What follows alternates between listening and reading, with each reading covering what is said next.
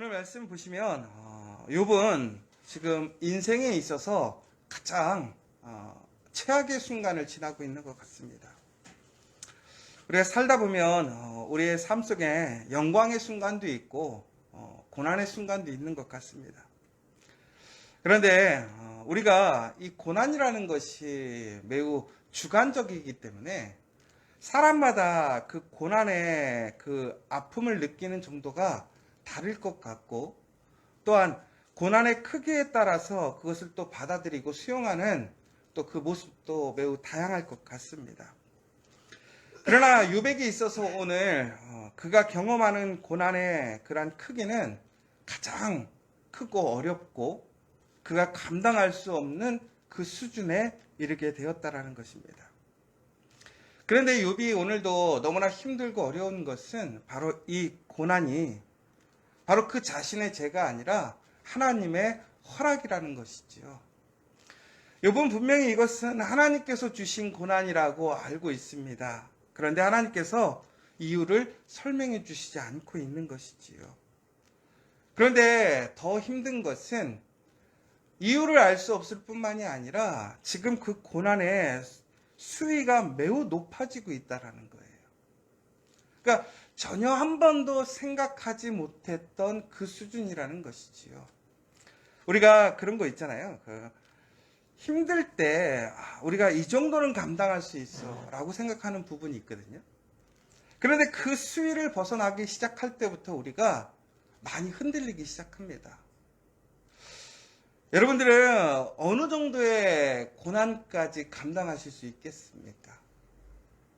그런데 우리가 생각하고 감당할 수 있는 그 수준 이상의 고난을 만나게 되면 우리는 정말로 이 세상을 살아갈 수 있는 그 마음과 그 모든 것이 흔들리는 것 같습니다.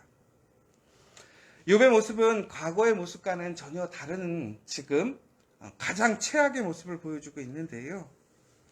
오늘 욥이 그러한 가운데 많은 사람들에게서 정말로 어려움을 당하고 그가 하나님 앞에서 참 억울한 마음도 있는 것 같고 또한 그의 이러한 고통을 간접적으로만 우리는 계속해서 느낄 수 있는 것 같습니다. 특히 욥기를 보시면서 여러분들 지금 저도 설교하면서 그렇지만 계속 욥이 힘들다고 하거든요. 처음에는 그 마음이 이해가 되지 않았어요. 그런데 계속해서 정말로 그의 마음과 모습과 생각과 상황 속에서 이 정도면 정말 힘들겠다라는 생각이 들어요. 그런데 욥이요, 이런 힘들고 어려운 순간 오늘 이런 얘기를 하거든요.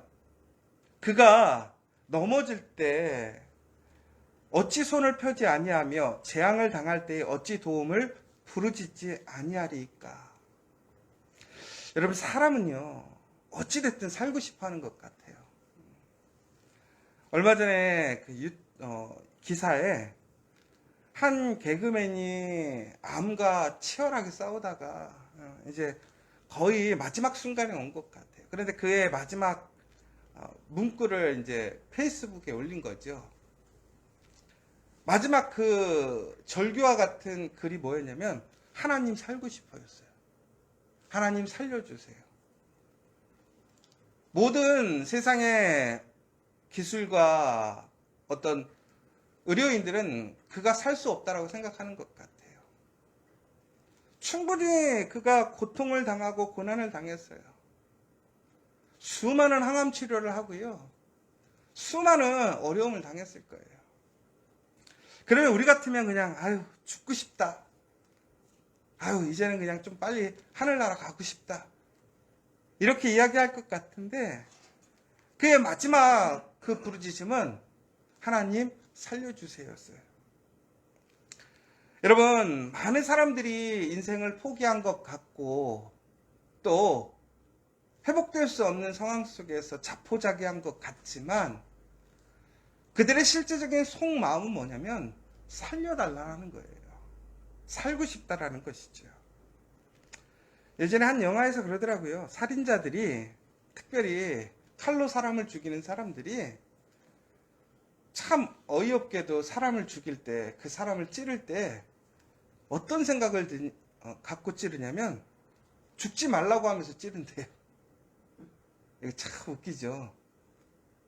그러니까 이게 사람의 생명이 그만큼 신비로운 거예요.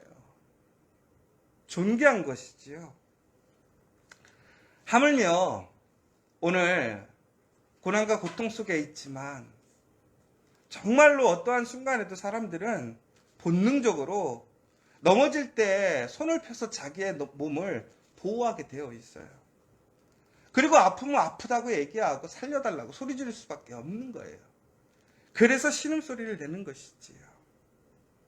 그런데 오늘 욥이 더 힘들고 어려웠던 이유는 뭐냐? 바로 그 손을 잡아주는 사람이 아무도 없다라는 거예요. 아무도 들어주지 않아요. 오히려 신음소리를 내면 변명이라고 하고 거짓된 주장이라고 하고 교만하다라고 얘기하고 있어요. 얼마나 외롭고 힘들겠어요. 여러분, 욥은 지금까지 그러한 사람들의 손을 잡아줬어요. 이야기를 들어주고 그들을 위해 그의 재산을 마음껏 나눠줬어요. 하나님께서 말씀하신 대로 하나님을 사랑하고 이웃을 사랑하는데 최선을 다해서 살았습니다.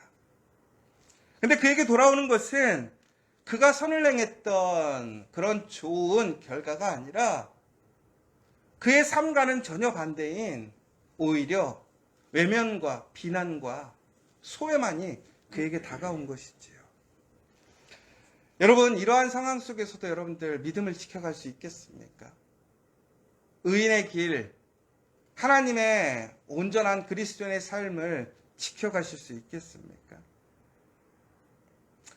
그런데 여러분, 우리는 바로 이때 이처럼 살기를 소망하고 정말 어려운 순간 그 도움을 요청하는 손길을 우리는 정말로 외면하지 않고 살았는가 한번 잘 살펴봤으면 좋겠어요. 요즘 세상이 하도 험해서요. 이런 사람들 도와주면 오히려 화당한다고 피하는 경향이 많아요. 솔직히 그런 것 같아요.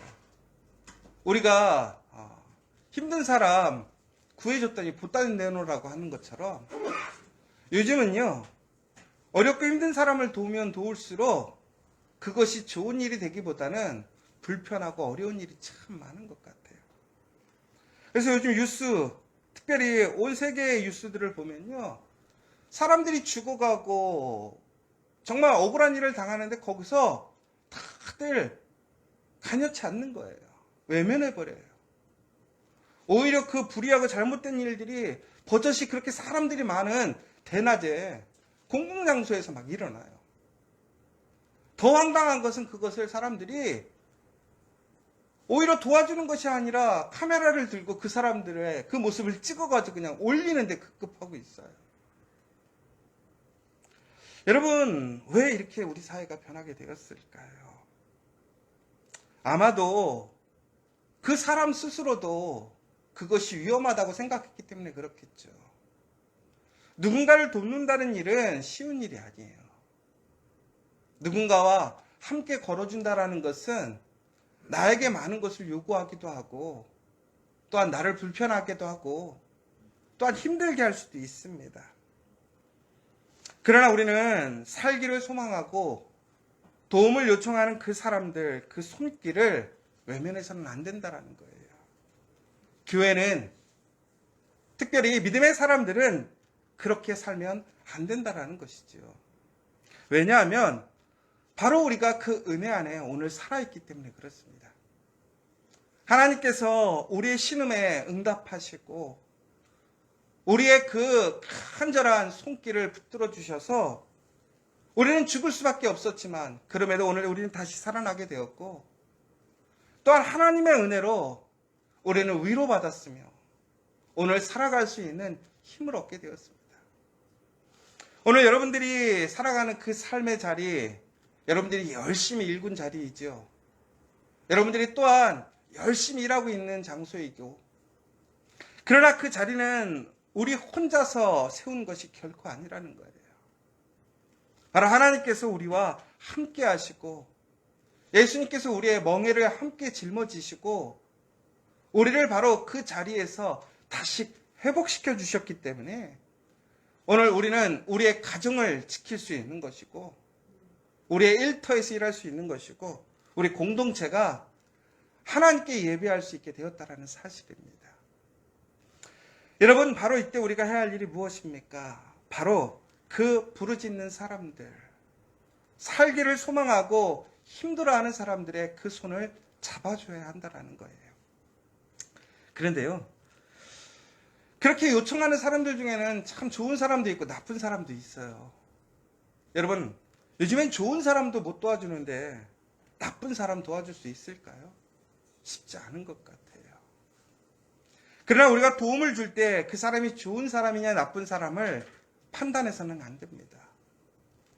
하나님께서는 예수님을 통해서 저 사람이 깨끗한 사람이냐 죄인이냐 판단하고 도와주시지 않았어요.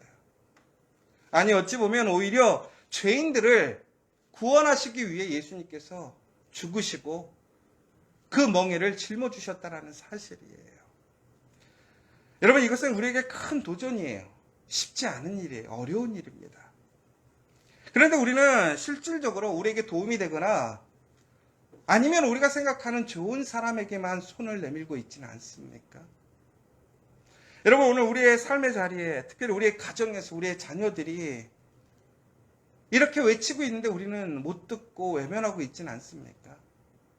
우리의 이웃들, 우리 공동체 안에서 여러분들, 내가 좋아하는 사람, 내가 괜찮게 생각하는 사람들에게는 쉽게 반응하고 있지만 내가 별로 좋아하지 않고 합당치 않게 생각하는 사람들의 그 이야기에는 전혀 관심이 없지 않습니까? 그러나 오늘 우리 주변에는 이처럼 살고자 하는 사람들이 너무나 많다라는 거예요. 부르짖는 소리가 너무나 많다라는 거예요.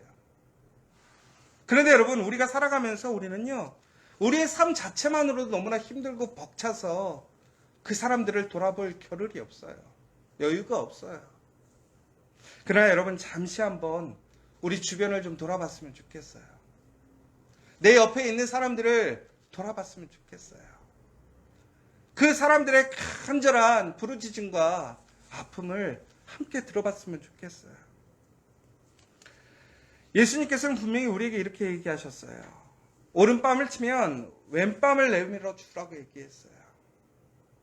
악인에게조차도, 나를 해롭게 하는 사람에게조차도 용서와 사랑으로 대하라는, 배려해 주라는 예수님의 명령이었습니다.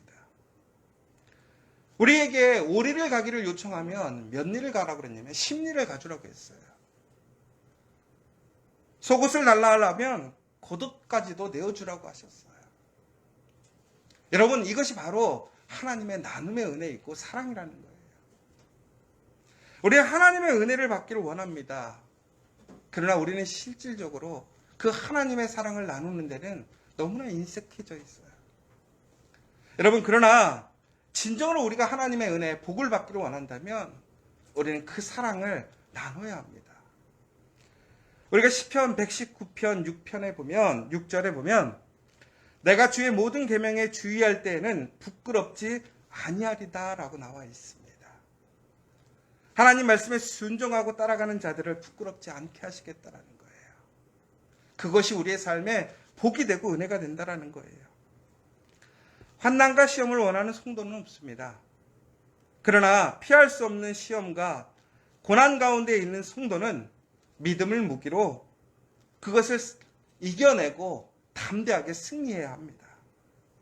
그러나 혼자는 어려워요. 함께라면 가능합니다.